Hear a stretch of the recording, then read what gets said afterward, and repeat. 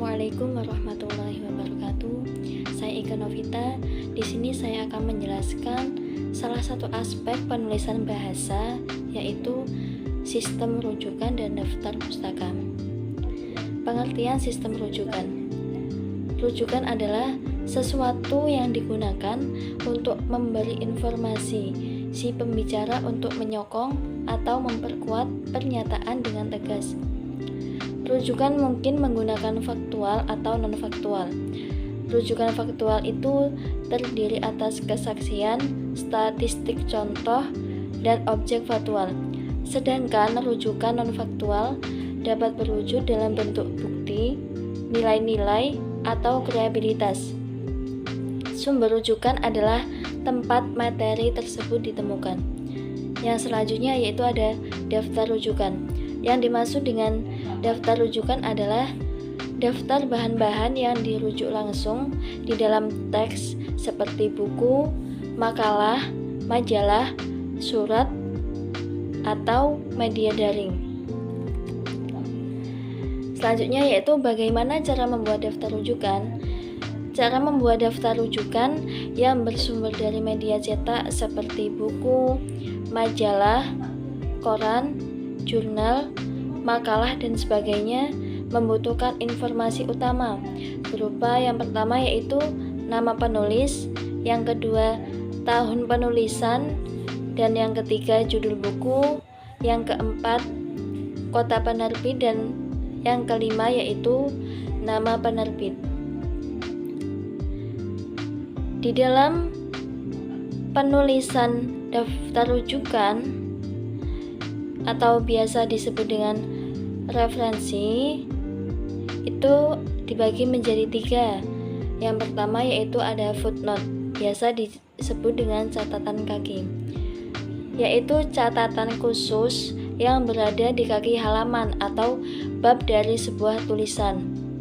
Yang kedua ada body note atau catatan tubuh, yaitu catatan khusus yang diletakkan tepat setelah akhir sebuah kutipan yang hendak diberi catatan, dan biasanya ditandai dengan tanda kurung. Yang ketiga yaitu ada endnote atau catatan akhir, yaitu catatan khusus yang berada pada bagian akhir sebuah tulisan atau karya ilmiah. Yang selanjutnya ada cara penulisan footnote. Footnote atau catatan kaki dibuat dengan mencantumkan indeks yang biasanya berupa nomor atau angka kecil di akhir kutipan yang diberi referensi. Kemudian keterangan dari indeks atau nomor tadi dicantumkan di bagian footer atau kaki halaman. Contoh ada di bawahnya. Jadi untuk indeks atau nomor pada footnote ditulis seperti pangkat. Yang selanjutnya yaitu cara penulisan body note atau catatan tubuh. Dibuat dengan menuliskan catatan langsung setelah kutipan yang diberi referensi, di mana catatan atau body note tersebut diapit dengan tanda kurung. Jadi untuk penulisan body note ini lebih mudah dan lebih simpel daripada penulisan footnote. Contohnya yaitu di bawahnya. Contoh sebagaimana yang dikemukakan oleh Reni buka kurung 1993,14 tutup kurung, bahwa menyusun perencanaan adalah hal penting dalam pelaksanaan suatu kegiatan. Yang ketiga yaitu cara penulisan endnote atau catatan akhir. Dalam penulisan endnote atau catatan akhir ini sama saja dengan footnote, yakni menggunakan indeks atau nomor angka pada akhir kutipan yang diberi referensi. Hanya saja letak keterangannya ada di akhir tulisan atau dokumen.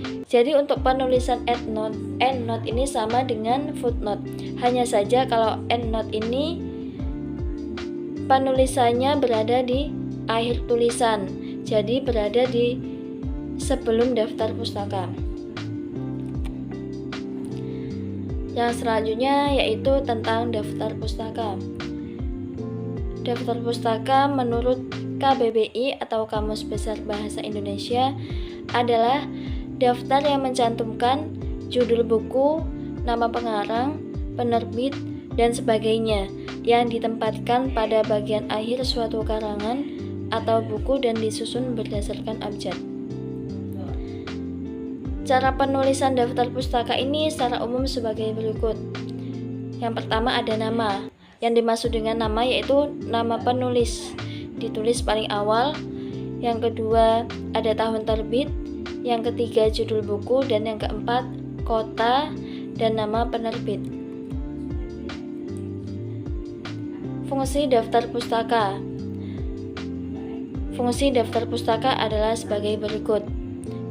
Yang pertama yaitu membantu si pembaca mengenal ruang lingkup studi penulis.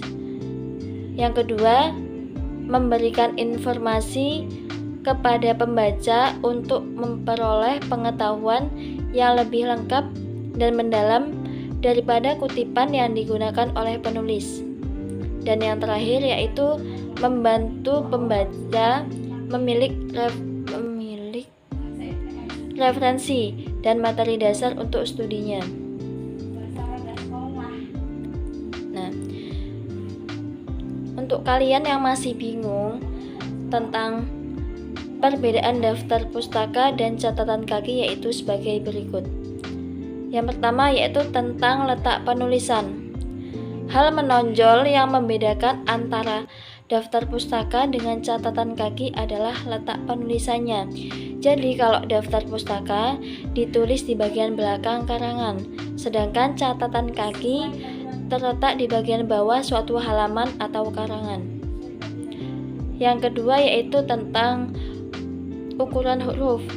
Ukuran huruf antara daftar pustaka dan catatan kaki pun berbeda. Daftar pustaka ditulis dengan ukuran huruf yang sama dengan tulisan yang lain. Sedangkan dalam catatan kaki atau footnote, ukuran tulisannya lebih kecil daripada tulisan yang lainnya. Semisal karangannya ukurannya 12, kalau untuk footnote ini ukurannya 10. Dan yang ketiga, di dalam daftar pustaka, nama penulis yang jumlahnya hanya satu orang nama belakang harus ditulis terlebih dahulu, kemudian diikuti nama-nama penulis. Sedangkan dalam catatan kaki atau footnote dicatat seperti biasanya, diikuti terlebih dahulu, kemudian diikuti nama-nama belakangnya.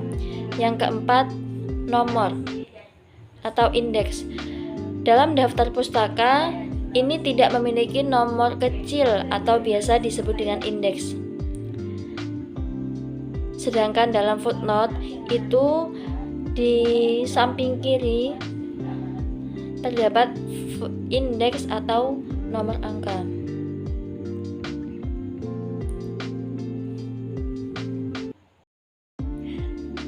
Sekian yang dapat saya sampaikan, semoga bermanfaat.